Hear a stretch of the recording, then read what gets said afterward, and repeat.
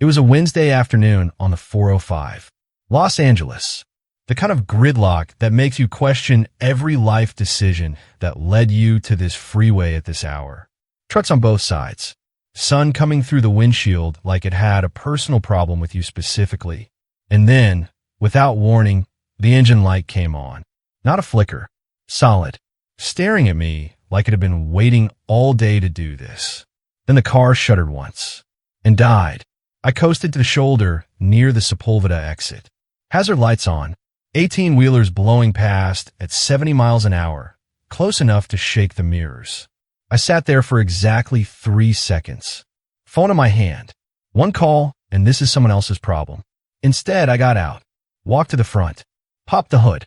That decision, made in 3 seconds on the shoulder of a Los Angeles freeway, is worth examining. Because it wasn't really about the car. It never is. We live in a world engineered for outsourcing. DoorDash your food. Uber your ride. TaskRabbit your furniture assembly. In 2024, the average American can go entire months without physically solving a single problem with their own hands. We have built a civilization so optimized for convenience that we have accidentally eliminated every situation that forces us to figure something out. And we are paying a psychological price for that convenience that almost nobody is talking about. There's a specific kind of person who never fully bought into that system. You know them. Maybe you are one. When something breaks, they don't reach for the phone first. They reach for the problem.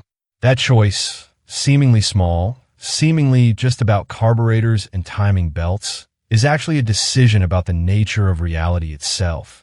This is where the psychology begins. My father was not a man who explained things with words. He was a man who handed you a wrench and waited. I was 11 years old the first Saturday. He called me into the garage. 1991 Ford F-150. Oil stain on the concrete that had been there longer than I had been alive. He didn't say, "Today, I'm going to teach you something." He just pointed at the engine and stepped back. The garage smelled like oil and old metal and something else I couldn't name then. Something that felt like the opposite of school. For the first hour, I understood nothing. I was just watching his hands. The way they moved without hesitation. The way he would pause, close his eyes slightly, tilt his head, listening to something I couldn't hear yet. What I didn't know then was that I was watching something neuroscientists now call embodied cognition. Researchers George Lakoff and Mark Johnson spent years proving that knowledge doesn't live only in the brain. It lives in the hands, in the muscles, in the body's memory of repeated physical experience. My father's hands knew things his words never could have told me. And slowly, across dozens of Saturday mornings, my hands began to know them too. There's a philosopher named Michael Polanyi who dedicated his career to a specific kind of knowledge he called tacit knowledge. The knowledge that lives below the level of words. Ask an experienced mechanic how they knew the alternator was failing and they will pause. They'll say something like, "It just felt wrong." That is not vagueness. That is precise reporting of a real phenomenon. Knowledge stored in muscle and pattern recognition, not language. But here is what nobody tells you about building that kind of knowledge. It requires failure first. I was 13 the first time I stripped a bolt completely. Overcorrected. Wrong tool, too much force, bad angle. My father looked at it for a long moment and said nothing. Then he handed me the proper extractor and waited again. That stripped bolt taught me something no classroom ever could. That mistakes in the physical world have physical consequences, and the only way out is through. Psychologist Carol Dweck calls this mastery motivation, the internal drive not just to complete a task, but to genuinely understand it.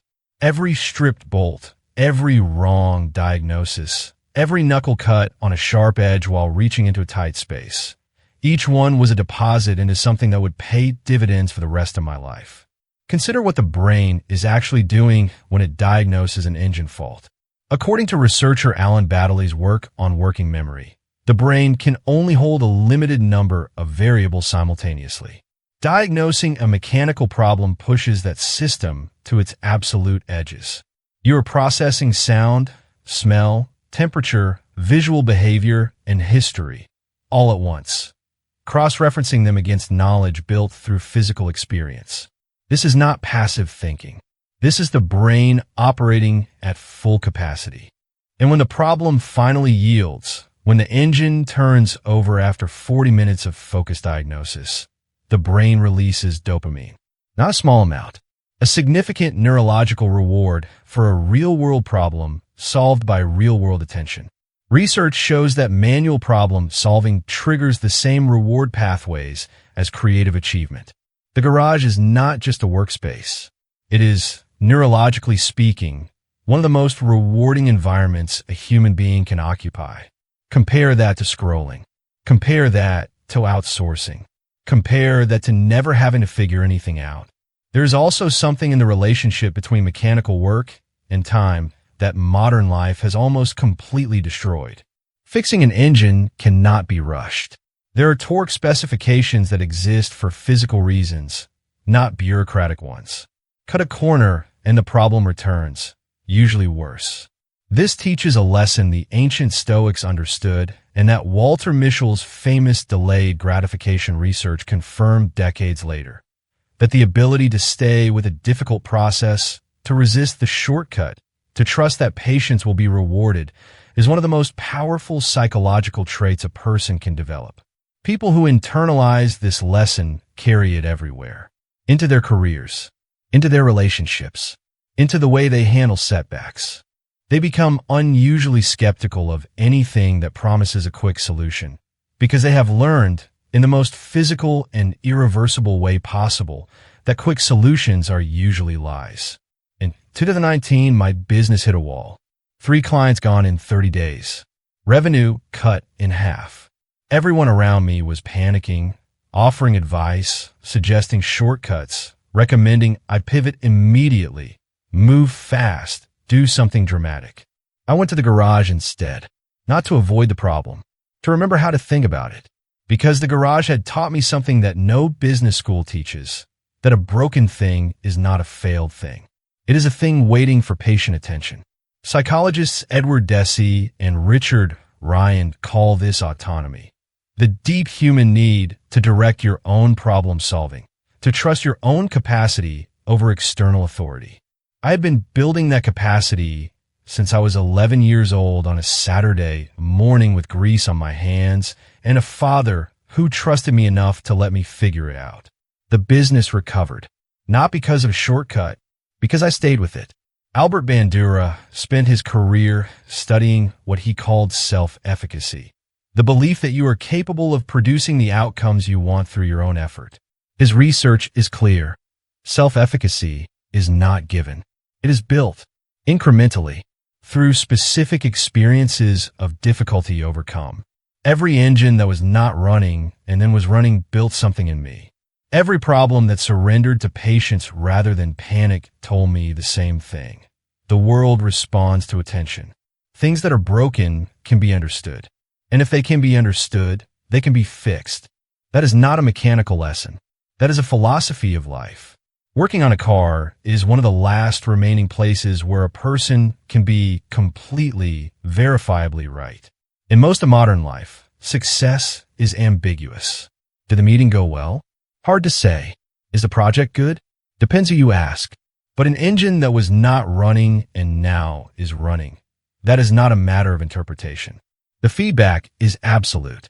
Psychologists Lazarus and Folkman identified this as one of the most powerful forms of psychological regulation, restoring a sense of control when the rest of life feels uncontrollable. The person who retreats to the garage on a difficult Sunday is not avoiding their life.